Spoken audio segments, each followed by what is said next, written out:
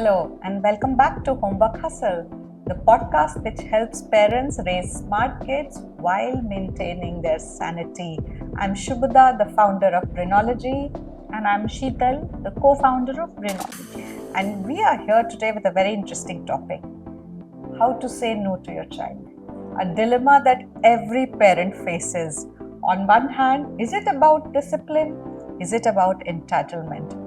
Or is it about the child asking for agency in a world that is constantly telling them to ask questions? So, Shubhda, today, children, for them, no is the biggest monster in their lives. They don't just listen to the word no, they internalize it. That why did my mother say no? Why did my father say no? On the one hand, we are asking children to stand up for themselves. Yeah, not take things lying down, Yes. always question. Yes. Right. And on the other hand, we are saying no. And that is something that They're not children ready to they're take not without an ready. explanation Yes. because we've taught them. We've taught them. We've to do taught that. them. We've empowered them, and then suddenly we say a no, and then It they're doesn't taken stop aback. there for them. Yes. Right. So, Sheetal, that brings me to the question: do I need to explain every no? So that's a yes and a no.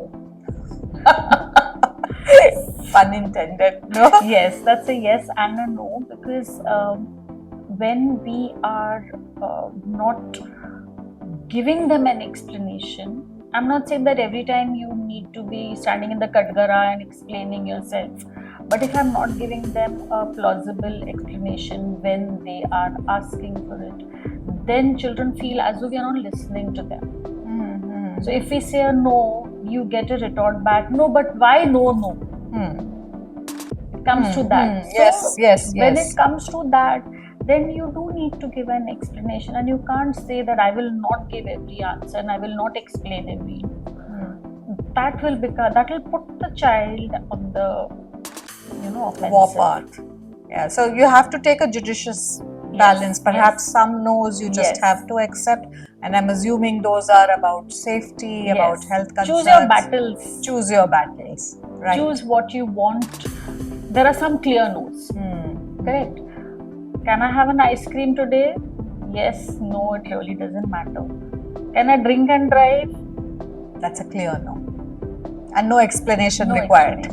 No explanation. So, Sheetal, I think one big trigger of confrontations in households is comparison. My friend is doing it. My friend is being allowed to go for a sleepover. My friend's parents are allowing them to. They're buying this. How do I handle that? So one man's food is another man's poison. If I am not comparing you as a child with Sharma ji ki beti, then I don't think so. There have to be clear rules set, and rules are set between the household by the parent and the child. So it works both ways. It works both ways. So if I am not comparing you with another child, how can you compare me with another parent? So at the onset, we have to not do Sharma ji ka beta. Yes, we cannot go on that path. That look, this child has excelled in this. Look, this child did this. Because then you're setting a precedent. So that it's fine to compare. Desist from both ends on having discussions around comparison. Yes, because our value system, our household rules are ours. They are very indigenous to us. It's not borrowed from elsewhere. So, Sheetal, I get your point about choosing your battles. But, we have seen cases, and we have read about them in news. Sometimes it gets serious. Sometimes the child takes the rejection very hard. Sometimes their reaction can be extreme. And, we as a parent, when we see that, when we read about that, we get concerned. How do I navigate that? No, it does get bothersome. But we also have to see that are we consistent in our yeses and nos, or are we dropping a bombshell just out of the blue? So it's a lifelong process. When the child is very small, we are overindulgent.